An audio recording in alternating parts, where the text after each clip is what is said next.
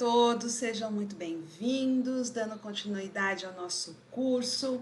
Hoje nós vamos falar de saneamento ambiental. Mas antes eu queria recapitular com vocês um pouco do que nós já discutimos até aqui.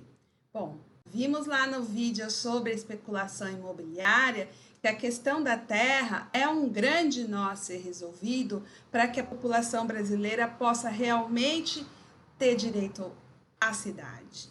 Então, lembrando que o Estado é o responsável pelas políticas setoriais urbanas, que nós temos o segmento de mercado que está diretamente ligado ao Estado e que, por sua vez, nas últimas décadas, vem capturando os recursos das políticas para o lucro, para o mercado, gerando cada vez mais desigualdade e injustiça social. Bom, mas o que é o mais relevante para a gente saber de saneamento básico?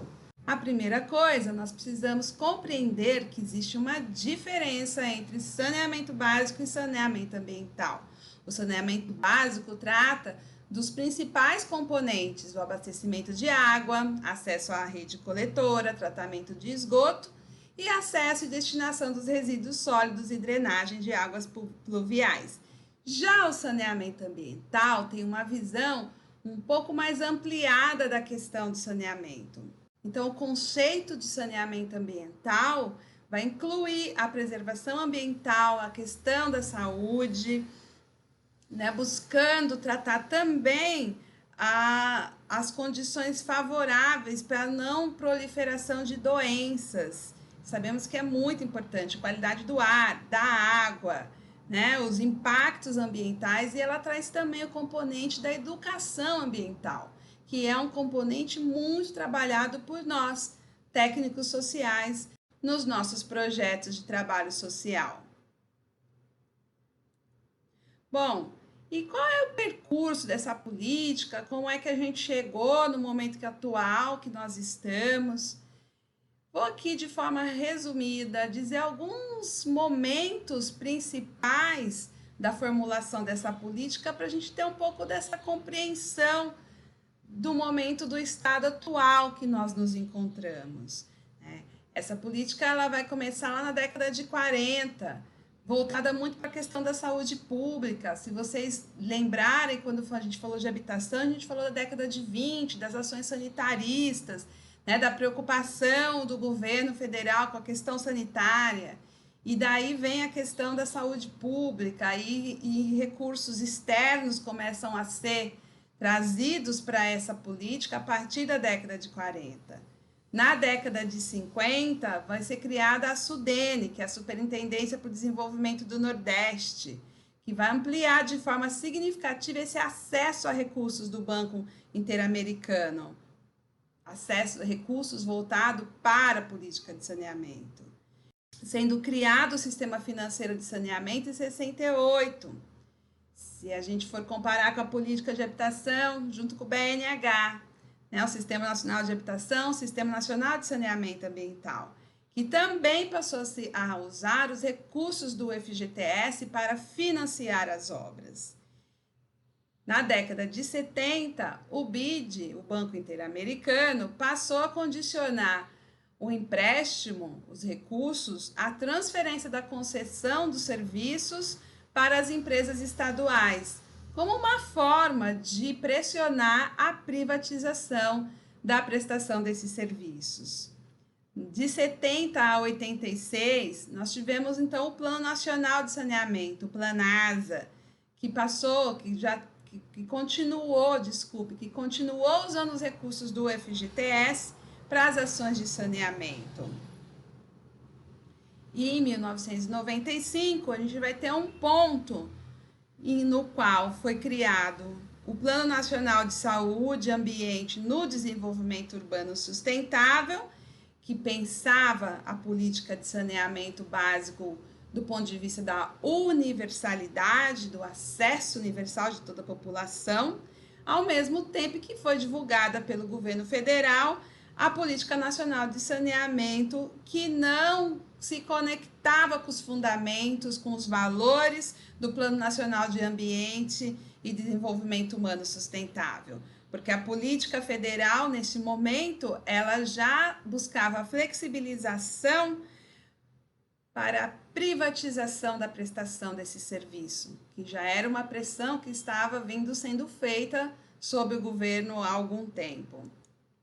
Então, nesse momento, 96, começa a ser votado um projeto de lei já prevendo essa privatização. 96 também é um ano que colapsou o sistema de habitação, né? A gente falou disso lá na aula sobre habitação de interesse social, e nesse momento de grande endividamento do país, de recessão econômica, se vai buscar, então, a questão de se privatizar o serviço de saneamento ambiental. Em 97, o Conselho Curador do FGTS aprova um programa de financiamento às concessionárias privadas, né? Então, pela primeira vez, o FGTS se propõe a financiar saneamento ambiental para essas empresas. No entanto, na mesma época, praticamente no mesmo ano, no mesmo intervalo, o Conselho Monetário Nacional vetou qualquer tipo de empréstimos do FGTS, tanto para esse setor privado quanto para o programa Pró-Saneamento, que naquele momento ainda era o único programa de recursos para o poder público, para o setor público. Então, com recursos da Caixa e do BNDES, é criado um programa de assistência técnica de parceria público-privada de saneamento. Percebam que não se trata de investimentos em obras de saneamento, e sim de assessoria técnica às prefeituras, aos estados, para que se busque saídas de saneamento. Em 99 foi realizada a primeira Conferência Nacional de Saneamento Ambiental, e ali se começou a desenhar com uma política nacional os valores do acesso universal, os fundamentos dessa política.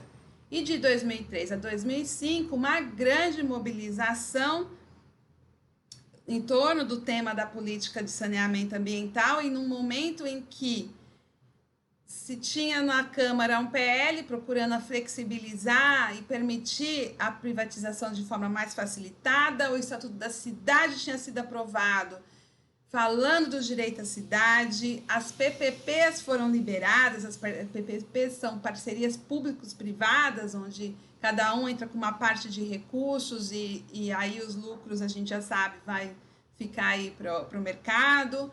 E nessa época também, nessa grande mobilização, foram feitas consultas públicas no Brasil inteiro sobre a política de saneamento. Houve mobilização dos trabalhadores dessa área forte, né, em prol de aprovar a Política Nacional de Saneamento Básico, que foi aprovada em 2007, e que de 2007 a 2012 recebeu PAC, recebeu por meio de recursos do Programa de Aceleração do Crescimento, PAC, muitos recursos, e se começou a elaboração dos planos locais de gerenciamento de resíduos sólidos, e que continuam sendo elaborados nos municípios. Em 2018, uma tentativa do governo federal de viabilizar a privatização com a medida provisória 868, ficou há um ano valendo. Essa medida provisória obrigava os municípios a abrir licitação para contratação de serviços, ou seja, obrigava que os municípios dessem espaço para as empresas privadas concorrerem para a prestação de serviço de saneamento. Mas essa medida provisória não foi convertida em lei, então ela perdeu o seu valor em 2019, no ano passado. Então, esse é o contexto de como a gente chegou a essa política de hoje, né? Com os conceitos que nós vamos ver agora. Então, quais são os principais conceitos da política de saneamento básico? A universalidade, né? Ela tem que ser garantida para todos os cidadãos, porque ela é essencial à proteção ambiental e à vida. A integralidade das ações, os serviços precisam ter todos os componentes. Vamos imaginar que um município possui uma coleta de resíduos 100% em todos os domicílios, mas ainda não possui um processo de destinação desses resíduos sólidos. Então, isso não gera a eficiência necessária, né, para que a saúde, para que o controle ambiental, o controle dos vetores de doenças possa ser realizado. Então, é muito importante que nos planos de resíduos sólidos se garanta o trabalho em todos os componentes. Lógico que isso vai se dar de forma paulatina. Sabemos que os municípios não têm recursos para implantar todas as necessidades de uma só vez, mas é muito importante ter o plano local de resíduos sólidos, ter as prioridades e ter o acompanhamento, o controle social. A gente vai falar daqui a pouco. A igualdade diz respeito da universalidade também, né? Se é universal, é igual, é para todos, independente de etnia, credo, situação socioeconômica. Todos os cidadãos precisam ter a igualdade de acesso. A participação e o controle social, como a gente já falou, é importante ter as prioridades do município, ter a sociedade civil participando da discussão dessas prioridades, fiscalizando, acompanhando essas ações, né, para que a cidade realmente tenha uma política de saneamento ambiental eficiente. Bom, titularidade municipal, por que isso é importante? Os municípios precisam ter autonomia, precisam desenvolver uma eficiência na prestação desse serviço. Sim, ele vai contratar prestadores de serviços, a gente entende a dinâmica de muitos municípios do Brasil, não tem sequer uma estrutura de gestão consolidada, mas é importante que o município possa planejar, possa ter a autonomia para fazer sua contratação, suas licitações e implemente os instrumentos de participação e de controle social para que ele possa realmente promover esses serviços de saneamento que seja de forma justa do ponto de vista social. E justiça, a gente precisa ter participação. A gestão precisa ser pública. Saneamento básico é um serviço de natureza pública, prestado sob regime de monopólio, porque é essencial à vida, é essencial à preservação ambiental. Então, esses serviços são indispensáveis para a qualidade de vida, tanto das populações urbanas quanto rurais. E são também fatores dentro do desenvolvimento social e econômico. Então, a gestão desse serviço deve sim ser de responsabilidade do poder público.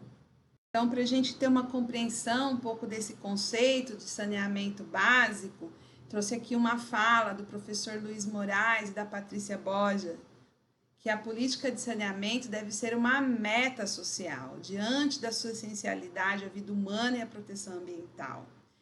É o que evidencia seu caráter público e dever do Estado na sua promoção, um direito social que é integrante de políticas públicas e sociais. E aqui, gente, vai alguns dados sobre alguns componentes dessa política. A água é um dos melhores, a gente tem 85,8% das casas do nosso país ligadas à rede geral de distribuição de água. Lógico que tem disparidade, tem estados que não têm, e a rede urbana atende muito mais do que a área rural, apenas 34% das casas na zona rural têm acesso ao abastecimento de água via rede. O lixo, cerca de 91% dos domicílios do país têm seus lixos coletados diretamente ou por caçambas.